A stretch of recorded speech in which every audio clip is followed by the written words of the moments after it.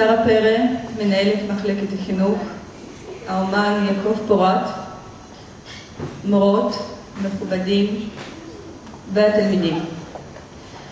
אני הולכת להציג לכם היום אומן שעובד בשיטה מאוד מאוד מעניינת. הוא ידבר איתכם היום.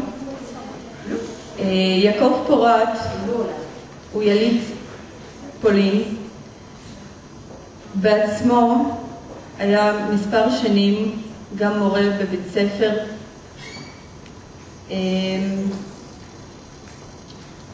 חבר באגודת הצעירים והפסלים בישראל. יעקב פורת מתאפיין בחיפושיו אחרי צורות הבעה שונות ומגוונות.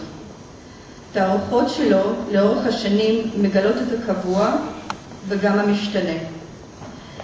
מכל הבחינות האפשריות, הטכניקה, הקומפוזיציה והנושאים.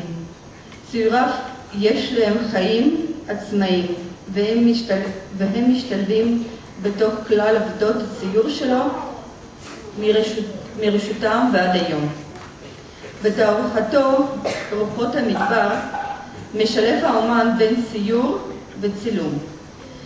בין צילומים שנעשו על ידיו במדבר סיני ובסביבות מצפה רמון, ובין ציוריו משנות ה-80 בעיקר.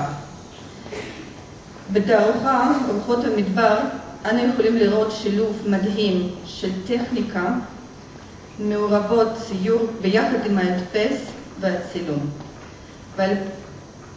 ועל הכל נגיעות צבע, לפעמים עדינות ולפעמים חוזקה.